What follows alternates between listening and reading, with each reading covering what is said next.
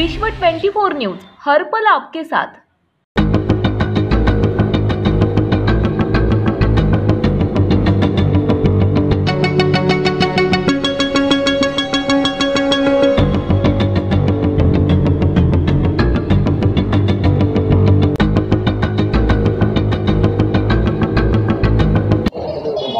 मी पूजा धोंडीबा साळुंके, राहणार न्यू शिवाजीनगर, गोंधळी वस्ती, सोलापूर। माझं इथं छोटं किराणाचं दुकान आहे आणि समोर जे आहे ना त्यांचं पण किराणा दुकान आहे। त्यांचा दारूचा धंदा आहे, पण त्यांचे जे त्यांचा 2 नंबर पूर्ण धंदा आहे, व्याजभट्टी वगैरे सगळं आहे। पण त्यांनी जे दारू पिणारे माणसं आहेत ना, माझ्या दुकानाजवळ येऊन गाड्या लावतात, पण ते गाड्या काढ म्हटले त्यांनी शिवीगाळी करतात। पण काल असा प्रकार झाला, मी असंच बोलत असताना त्यांच्यातला जो मुलगा आहे आकाश विकास पाचंगे, ही दोघं येऊन इकडे रिक्षा त्यांचीच आहे, रिक्षा त्याच्या बाजूला 2 टू व्हीलर आणि ही साईडला लाकडं त्यांनीच लावले आहेत। ह्या जाग्याचा मालक आहे पुण्याला, पण त्यांना मी महिन्याला भाडं देते, तरी पण ह्यांनी जबरदस्ती करून साईडला असं हे सगळं लावलेलं आहे।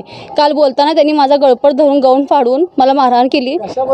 हे गिरायक हे सायकल गाडी काढ म्हटल्याबद्दल, आणि गिरायक आहे ना समोरचाच एक मुलगा गिरायक घ्यायला गेला बाजार, तो मुलगा थोड्या वेळाने माझ्याकडे आला, पण तो मुलगा माझ्याकडे आल्याबद्दल त्यांनी शिव्या द्यायला चालू केला। मग मी बोलताना त्यांनी मला कारण आमचं गिरायक तिकडं का गेलं म्हणून, आणि गाडी इथून काढत नाही, काय करतीस कर असं बोलून ना त्यांनी मला मारहाण केली। माझा गाऊन धरून वडले, पूर्ण गाऊन फाडला। माझ्या मिस्टर घरी प्रेसवाला गेलते, तेवढ्यात माझ्या आवाजाने त्यांनी आल्यावरती सरळ विकास पाचंगे यानं काय केला, दगड घेऊन खालचा तिच्या डोक्यात घातला आणि डोकं फोडला। मग त्यांना 4 टक्के पडलेत। मी ह्याच अवस्थेत त्यांना इथले सगळे लोक म्हणजे त्यांचे घरचे ना ह्यांना सोडत नव्हते पोलीस कंप्लेंट करायला। मी पळत एकटीच गेले, रिक्षा धरून घरकुलला गेले। घरकुलमधल्या पोलिसांनी मला सांगितलं तू MIDCला जा। तिथून मी MIDCला गेले। MIDCला जाताना त्यांनी मला दोघांना पण मेडिकल करायला सांगितलं। मग आम्ही दोघांनी मेडिकल केलं। जवळ 3च्या सुमारास मेडिकल करून मी MIDCला आले। MIDCला आल्यावरती त्यांनी माझा पूर्ण फिर्याद लिहून घेतली। 8 वाजता त्यांनी मला म्हटले तुमची फिर्याद लिहून घेतलेली आहे, तुम्ही घरी जावा, आम्ही पंचनामा करायला येतो। पंचनामा करायला येतो म्हटलेले, पोलीस अजून काय आले नव्हते। मग रात्री मी फोन लावला पोलिसांना, त्यांनी म्हटलं तुमची इथं नोंदच नाही आहे। मग आज सकाळी पोलीस तिथले हवालदार आहेत, त्यांनी आले, पंचनामा केलेत, सही वगैरे काय घेतले नव्हते। पंचनामा नसला करून विचारले मला कुठं लागले काय लागले। मग इथं हे रक्त पडलेलं आहे माझ्या मिस्टरांचं इथं, आणि इथं दगड वगैरे सगळं पडलं, त्यांनी येईपर्यंत सगळं साफसफाई केली होती। मग साफसफाई केली, मग मी फिर्याद घ्यायला त्यांच्याकडे FIR घ्यायला आता गेले होते, पण त्या आरोपींना मी अजून पण बघितलेलंच नाही आहे। पोलीस म्हणतात मी अटक केलं, ॲक्शन घेतले, पण त्या आरोपींना मी अजून आता FIR कॉपी दिलेली आहे माझ्याकडे, पण त्या आरोपींना मी बघायचं आहे मला डोळ्याने, आरोपींना मी अजून बघितलेलं नाही आहे। कलम 354 लागलाय आणि 354 ब खोडलेला आहे, 326 आहे, 324 आहे आणि 34 एक आहे, 26-22 साळुंके। मी इथून दुकानात सर्व आवरून जरा घरा फ्रेशसाठी गेलो होतो, आणि फ्रेश होऊन येताना आवाज कोणाचा यायला पाहायसाठी आलो, आणि आल्यानंतर इथे चालला होता आणि आमच्या मिसेसचा चालला होता कालवा, आणि मी सोडासाठी जरा गेलो थोडंसं, आणि पाठीमागे ईट आणि हातावर दगड आणि मारलेला आहे, आणि 4 टाके मला एवढं गंभीर 4 टाके पडलेत। आणि यांच्या दारूधंदा 2 नंबर आहे, इनलिगली BC आहे, आणि व्याजभट्टी यांची आहे, आणि यांच्या जो ह्याच्यावर आहे ना विषयावर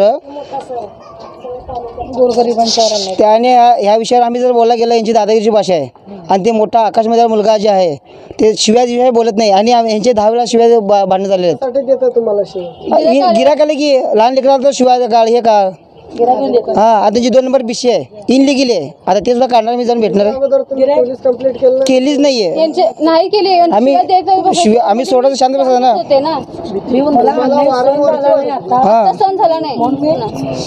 तुम्हाला जेव्हा वारंवार त्रास होतोय ना, तर हिच्या अगोदर तुम्ही का कंप्लेंट केली? साधी होती, सांगत लोक जाऊन मिटत होते तेवढ्यातच, राहू दे आपल्या नातेवाईक म्हणत होते म्हणे आता डोक्यात दगड घातल्यात, 4 टाके पडले मला, आणि माझ्या मिसेसच्या छातीवर असे नक्की आहेत। आता मी पोलीस कॉन्स्टेबल मॅडमला सगळे बघितलेत, आणि त्यात 354 ब आणि ह्यातलं कॅन्सल केलेलं आहे, आणि 354 ब व्हायला पाहिजे, आणि ह्यासाठी आता मी CP साहेबाकडे पण जाणार आहे यात, आणि केस काय ह्यात काय जरा कमजोरी कशी वाटायला लागले आहे, आणि त्याकरता मी CP साहेबाकडे, आणि इनलिगली BC आहे, आणि ते BCसाठी मी अँटी करप्शनकडे जाणार आहे।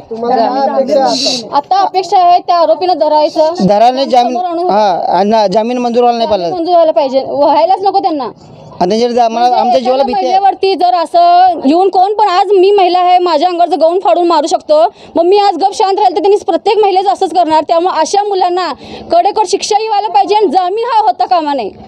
कळकळीची विनंती आहे. मी कोल्हापूर जिल्ह्याचा भीमशक्ती सामाजिक संघटनेचा मान्य चंद्रकांत हांडोरे साहेबांची संघटना आम्ही चालवतो. त्यांच्या आदेशानं आज आम्ही सोलापूरमध्ये एक महिलावर अन्याय झाला म्हणून आम्ही इथं आलेलो आहे.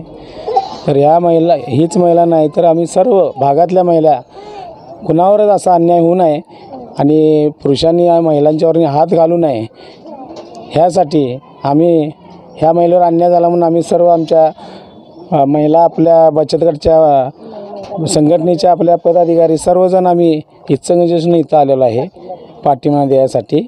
पोलिसांनी आम्ही जाऊन भेटून लवकरात लवकर आरोपींनी अटक करून त्यांनी शासन द्यावं अशी आमची संघटनेची मागणी आहे. ह्यासाठी आम्ही आलो आहे. तर सर्वांनी एवढीच कळकळी विनंती आहे की कोण इथं जर महिलांच्यावर अत्याचार करत असतील तर त्याला पाठीशी घालू नका. ज्यानं हे कार्य हे केलेलं आहे, कृत्य केलेलं आहे, त्याच्यानी शासनच व्हायला पाहिजे, आमची अशी संघटनेची मागणी आहे. जिल्हा उपाध्यक्ष कोल्हापूर. एका महिलावर अन्याय झाला, आम्हाला त्या महिलाचा बाबू इंगळे च्या महिलावर अन्याय झाला. त्या महिलावर कने अत्ती झालं, आम्हाला कॉल आला. आम्ही कुठली बी महिला असलो तर अर्जंट जाऊ शकतो. खरं ज्या महिलावर विनयभंग झाला ह्या माणसाला कडक ते कडक शिक्षा व्हायला पाहिजे.